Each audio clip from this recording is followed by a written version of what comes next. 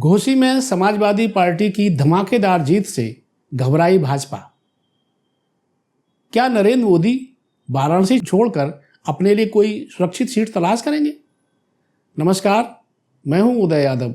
हिंदी वार्ता में आपका स्वागत है। घोसी सीट के चुनाव ने इंडिया घटक दलों को और एनडीए घटक दलों दोनों को ही बुरी तरह से विचलित, उत्साहित, परेशान कर दिया। भारतीय जनता पार्टी और समाजवादी पार्टी दोनों के लिए घोसी सीट नाक का सवाल बनी हुई थी। ओम प्रकाश राजभर अखिलेश यादव को सैफई भेजने का दावा कर रहे थे। उन्होंने यादवों को लेकर क्या क्या टिप्पणी नहीं की ताकि यादव भड़के और परिणाम कुछ और हो जाए। मुसलमानों को वोट डालने से रोकने की कोशिश हुई। एक धर्म को देख करके जाने कितने वोट काट दिए गए वोटर लिस्ट से। कई हथकंडे अपनाए। भारतीय जनता पार्टी ने 40 स्टार प्रचारकों के साथ घोसी सीट पर प्रचार किया। उसमें कोई छोटा नाम नहीं, सभी बड़े नाम। सहयोगी दलों ने, जो भारतीय जनता पार्टी के सहयोगी दलों ने, सुभाष सपा, संजय निषाद की निषाद पार्टी, अपना दल, सोनेलाल, तीनों ने पूरी ताकत झोंकी। लेकिन मजे की बात यह है कि इस बार भाजपा और उनके सहयोगी दलों की किसी ने सुनी ही नहीं।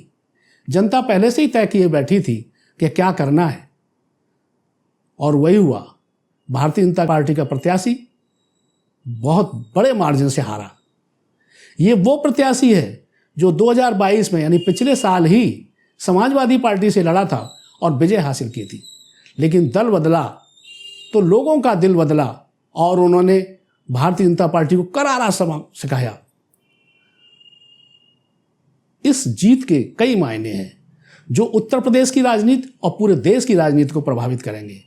ये जो घोसी सीट का पैमाना है हार जीत का, ये जो जनता का मूड है, ये वास्तव में पूरे उत्तर भारत की जनता का मूड बताता है। इस मूड ने भारतीय जनता पार्टी और उनके सहयोगी दलों की नींद उड़ा दी है। क्या प्रभाव पड़ेगा इसका? क्या भारतीय जनता पार्टी अपने इन्हीं सहयोगी दलों पर भरोसा करेगी? ये अपनी उन्हीं जातियों का वोट नहीं दिला पाए जिसके बूते पर वे बार्गेनिंग करते हैं, और उन तीनों दलों का पूर्वांचल में भारी जाति समूह है। अगर ये जातियां इन तीनों दलों को छोड़ देती हैं, सपा के साथ आ जाती हैं, इंडिया गठबंधन के दलों के साथ आ जाती हैं, तो भाजपा का क्या होगा? क्या मोदी अपने लिए सुरक्षित सीट तलाश करेंगे? वाराणसी में उनकी हार का खतरा बढ़ जाएगा? इन सारे सवालों का उत्तर तलाशेंगे। लेकिन पहले एक आग्रह, जिन्होंने हमारा चैनल अभी तक सब्सक्राइब नहीं किया है, जो हमारे चैनल पर पहली बार आए, कृपया वे सब्सक्राइब करें, इसको लाइक करें वीडियो को, और ज़्यादा से ज़्यादा अपने ग्रुप में, अपने मित्रों में शेयर करें। तो हम घोसी के चुनाव परिणाम की समीक्षा कर रहे हैं, जिसका प्रभाव देश की आगामी राजनीति पर पड़ना तय है। अभी जब से इंडिया अलायंस बना है, नरेंद्र मोदी और उनके साथी बेहद परेशान हैं। हालत यहाँ तक आ गई है कि वे देश का नाम ही बदलने पर सोचने लगे हैं। अभी जो G20 सम्मेलन चल रहा है, उसमें भी उन्होंने इंडिया की जगह भारत नाम का प्रयोग किया है। क्या नाम बदलने से जनता का दिल बदलेगा? नाम बदलने पर तो किसी को आपत्ति नहीं है, लेकिन ये जो दिल बदलेगा, ये बड़ा महत्वपूर्ण है, क्योंकि जनता ये जान रही है कि नरेंद्र मोदी अब हार के खतरे से डरे हुए हैं और वे इसके लिए कुछ भी कर सकते हैं। ये जो उपचुनाव हुए थे 7 सीटों के, ये थे तो बहुत मामूली, लेकिन ये पूरे भारत की जनता का मूड बता रहे हैं। विशेष रूप से उत्तर प्रदेश में घोसी सीट। उत्तर प्रदेश इसलिए कि यहाँ 80 सीटें होती हैं लोकसभा की, और अगर यहाँ की जनता का मूड बदल गया और वही पैटर्न अपनाया जो अखिलेश यादव के नेतृत्व में इस अलायंस के सभी दलों ने साथ रहकर अपनाया है, तो निश्चित है कि उत्तर प्रदेश से ही भारतीय जनता पार्टी सिमट कर 25-30 सीटों पर रह जाएगी। बाकी आप मध्य प्रदेश, राजस्थान और छत्तीसगढ़ को देख रहे हैं, जहां चुनाव होने हैं, वहां बहुत बुरी स्थिति है भारतीय जनता पार्टी की। तब क्या भारतीय जनता पार्टी हारने जा रही है? क्या 2024 में नरेंद्र मोदी का फिर से सत्ता में आना मुश्किल हो जाएगा? क्या होगा?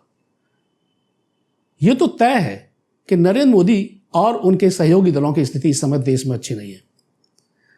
ये इसी से लगाया जाता है अनुमान कि जब से सारे विपक्षी दलों ने मिलकर के एकजुट होकर इस लड़ाई को लड़ने का ऐलान किया है, वे इंडिया अलायंस के नाम से एक साथ एकजुट होकर सामने आ रहे हैं और 2024 की लड़ाई के लिए तैयार हैं, तब से मोदी की चाल चलन और भाषा बदल गई है। वे कुछ भी बोलने लगे हैं। अमित शाह हड़बड़ाए हुए हैं, मध्य प्रदेश जाते हैं कोई उनकी सुनता नहीं। जेपी नड्डा राजस्थान में वसुंधरा राजे को समझाने की कोशिश करते हैं, लेकिन वहाँ सुनवाई नहीं होती। उत्तर प्रदेश में 3 सहयोगी दलों के साथ भारतीय जनता पार्टी चुनाव मैदान में उतरती है और उसका प्रत्याशी बुरी तरह से हारता है।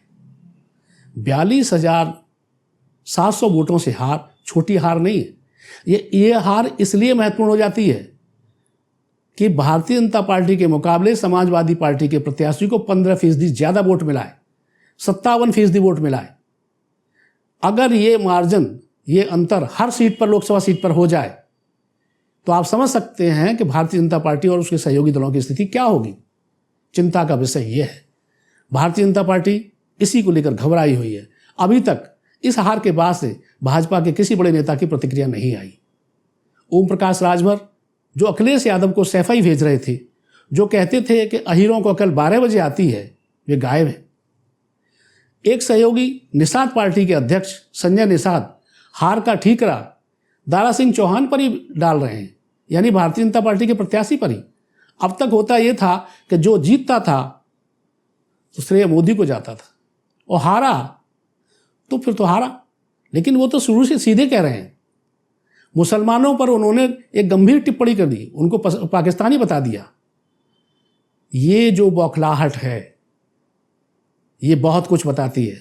भाजपा का कोई बड़ा नेता बोलने के लिए तैयार नहीं है। यहाँ से बाहर, यानी उत्तर प्रदेश से बाहर किसी बड़े नेता की प्रतिक्रिया नहीं आई है, क्योंकि घोषी का मूड उत्तर प्रदेश, बिहार, राजस्थान, मध्य प्रदेश, छत्तीसगढ़ का मूड बताता है। यही जातियां इन सभी प्रदेशों में हैं, और वे अब तक जो अति पिछड़ी जातियां थीं, जो भारतीय जनता पार्टी खेमे में दिखाई देती थी, वे वापस आ गई हैं। इस चुनाव ने साफ कर दिया है कि भारतीय जनता पार्टी को जाने वाला वोट कुर्मियों का, वैश्यों का, राजभरों का भाजपा को न जाके समाजवादी पार्टी की तरफ आ गया।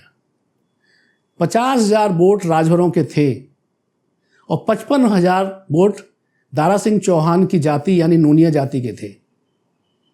वे कहाँ गए? ओम प्रकाश राजभर दावा कर रहे थे कि मैं गांव गांव घूम रहा हूं। भारतीय जनता पार्टी का अपना वोट, ठाकुर वोट भी समाजवादी पार्टी के साथ आया है। भारतीय जनता पार्टी एक लंबे समय से पसमादा मुसलमानों में पैठ बनाने की कोशिश में जुटी है। 1.5 लाख मुसलमान इस सीट पर था, और मुसलमान का मैक्सिमम वोट जो पड़ा वो सपा के साथ दिखाई दे रहा है। जातीय समीकरण या जातीय महत्व चुनाव में उत्तर प्रदेश में नहीं, पूरे देश में महत्व रखता है, और उसी के आधार पर हर दल वो चाहे जैसी बातें करे सैद्धांतिक, लेकिन वो जाति को देखकर ही प्रत्याशी तय करता रहा है। अगर उन आंकड़ों को ध्यान में रखें तो भारतीय जनता पार्टी को अब नींद नहीं आएगी। ओम प्रकाश राजभर, दारा सिंह चौहान मंत्री बनने के लिए वहां गए थे। अब वो मंत्री बनेंगे ये तो दूर की चीज़ है, वो पार्टी के साथ, गठबंधन के साथ भी रहेंगे, ये भी विचारणीय प्रश्न है, क्योंकि वो इन्हें क्यों लटकाए रहना चाहेंगे जब ये अपना वोट ही भाजपा को नहीं दिला पाए। दूसरी तरफ घोसी उपचुनाव से अखिलेश यादव की इमेज, अखिलेश यादव की छवि एक राष्ट्रीय नेता के तौर पर उभरी है। उन्होंने जिस तरह इस चुनाव को मैनेज किया, जिस गंभीरता के साथ हर गांव पर नज़र रखी और अपने लोगों को लगाया, हर जाति को साधने का प्रयास किया, हर साथी को अपने साथ लाने का, मजबूती से खड़ा रखने का प्रयास किया, और उसमें वे सफल रहे।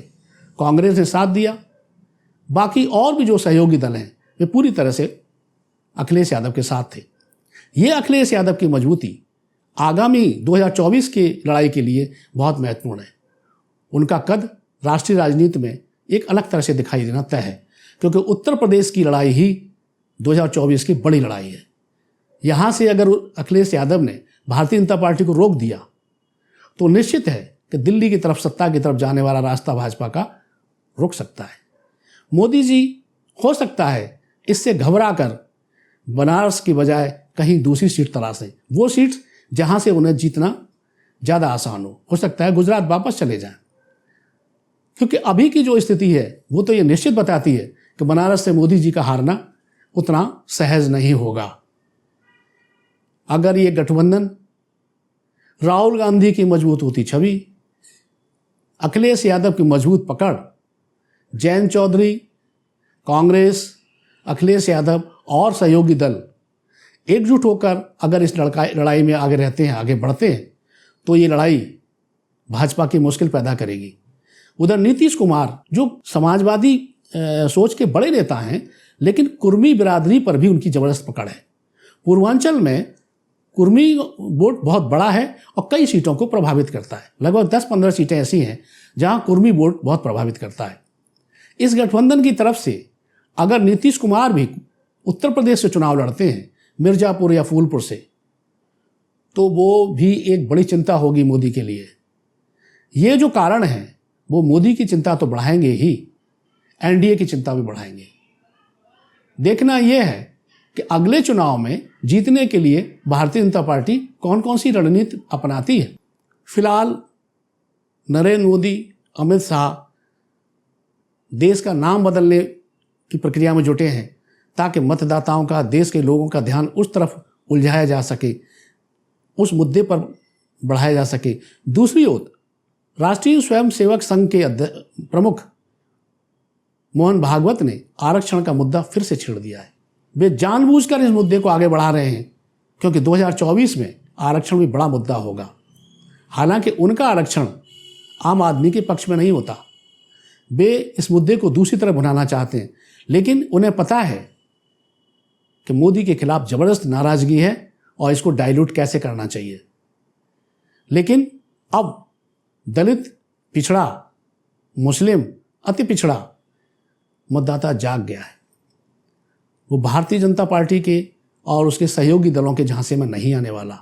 अगर अब नहीं जागा तो कब जागेगा? इसलिए अब जाग जाना चाहिए।